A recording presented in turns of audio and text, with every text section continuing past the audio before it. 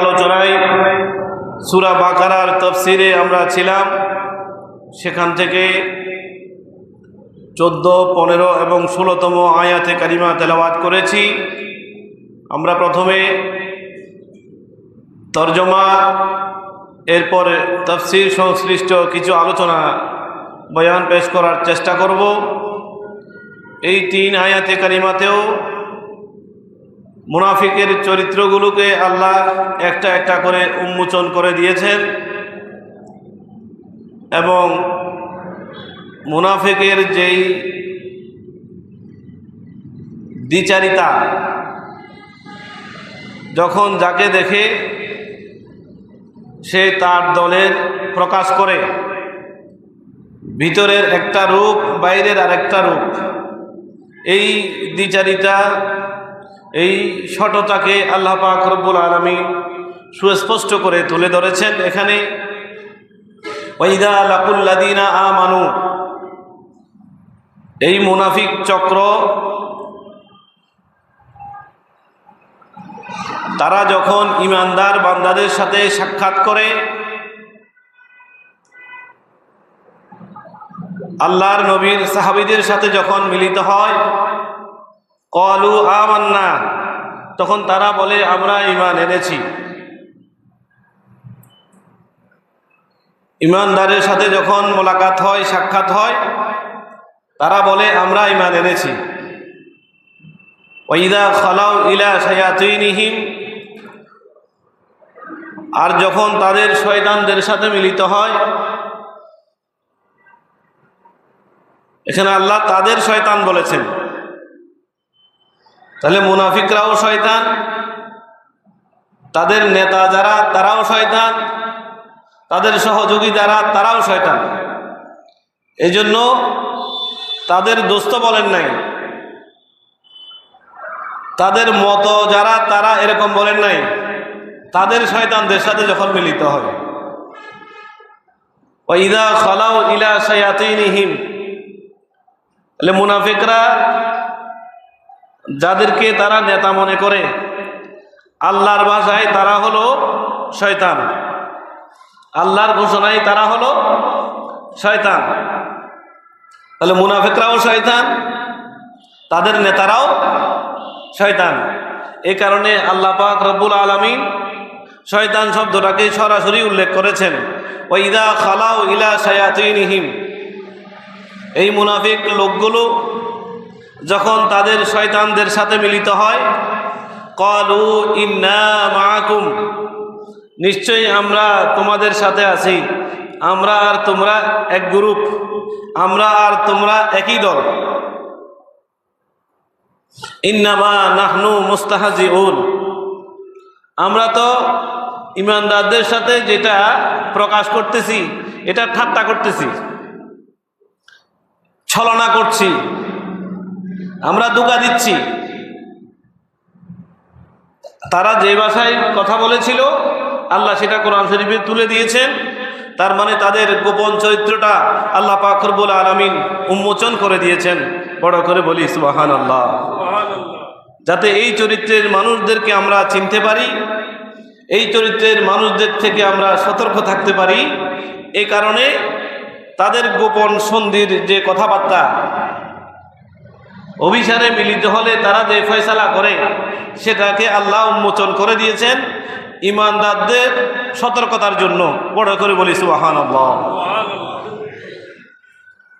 আজকে আমাদের অনেক সৌভাগ্য, আমাদের মসজিদে নামাজ পড়ার জন্য শরীক হয়েছেন আমার বন্ধুবর, জামিয়া আহমদিয়া সুন্নিয়া আলিয়ার আমার ক্লাসমেট, বর্তমানে সিলেট শাহজালাল বিজ্ঞান ও প্রযুক্তি বিশ্ববিদ্যালয়ের পলিটিক্যাল স্টাডিজ বিভাগের সম্মানিত অধ্যাপক ডক্টর মৌলানা এমদাদুল হক রাজনগরী সাহেব মান্তাজিল্লুহুল আলী, ওনার কদম রঞ্জাই হয়েছে।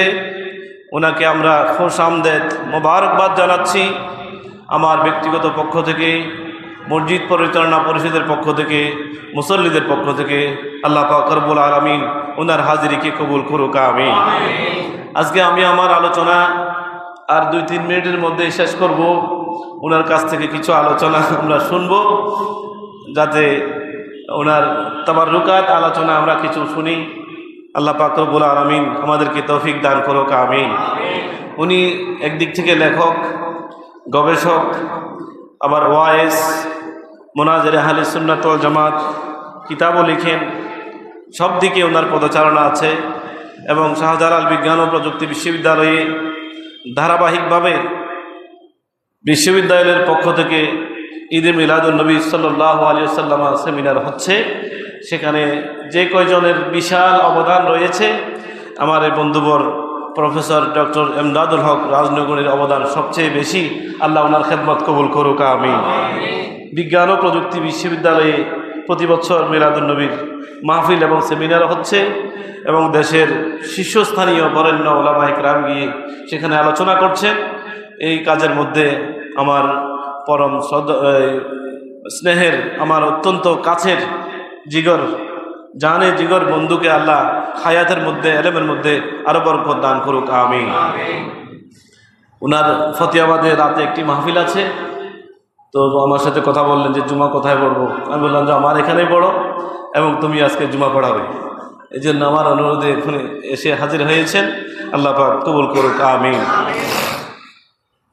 আল্লাহু ইস্তাহজিউ বিহিম ওয়া ইয়ামুদ্দুহুম ফি তুগয়ানিহিম ইয়ামাহুন।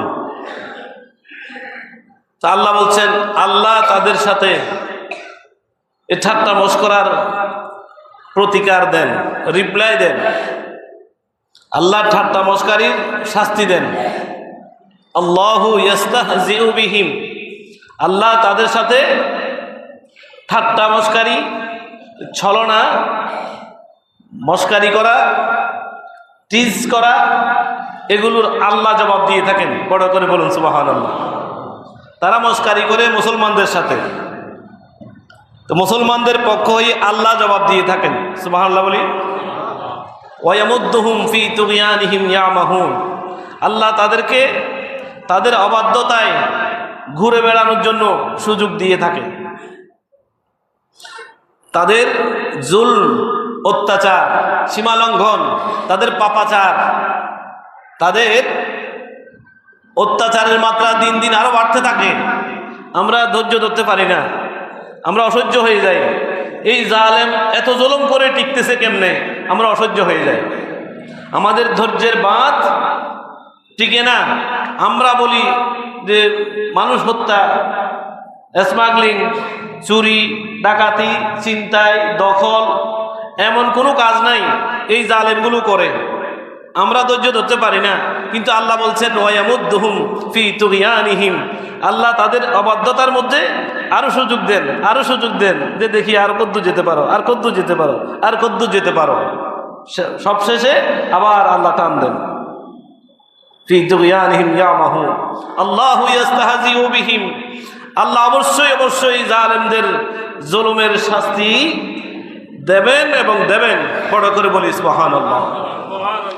এই শব্দ একটা এসেছে, ইস্তাহজিউ, ঠাট্টা করা। তো আল্লাহ কি ঠাট্টা করেন নাকি? আল্লাহ ঠাট্টা করেন না, আল্লাহ ঠাট্টার জবাব দেন। এই কারণে শেখ তানতাবি তার আত-তাফসীরুল ওয়াসিতের মধ্যে বলেন, ফায়াজিবু হামলুল ইস্তিহজাইল মুসনাদে ইলাইহি তাআলা আলা মানান ইয়ালিকু বিজালালিহি ফায়ুহমালু আলা মা ইয়ালজিমু আলাল ইস্তিহজাই মিনাল ইনতিকামি ওয়াল উকুবাতি ওয়াল জাযাই আল মুকাবিল লিস্তিহজাইহিম। আল্লাহ তাদের এইসব ঠাট্টা মশকারির শাস্তি দিয়ে থাকেন, প্রতিকার করেন, জবাব দিয়ে থাকেন। শব্দ একই হলেও অনুবাদ একই হবে না। শব্দ একই হলেও তর্জমা একই হবে না। যেমন হোয়াট ইজ ইউর নেম, এটা যদি আমরা আমাদের সিমিলার কাউকে বলি, তখন অর্থ হবে তোমার নাম কি। ছোট কাউকে বললে তখন হবে তোর নাম কি অথবা তোমার নাম কি। বড়জন কাউকে বললে তখন অর্থ হবে আপনার নাম কি। তাহলে তুই, তুমি, আপনার, এই তর্জমার মধ্যে যে বেশ কম আছে, শব্দ কিন্তু ইউ একটাই। What is your name sentence একটা, কিন্তু অনুবাদ করার সময় 3 রকম অনুবাদ করতে হবে, নাইলে বেয়াদবি হবে।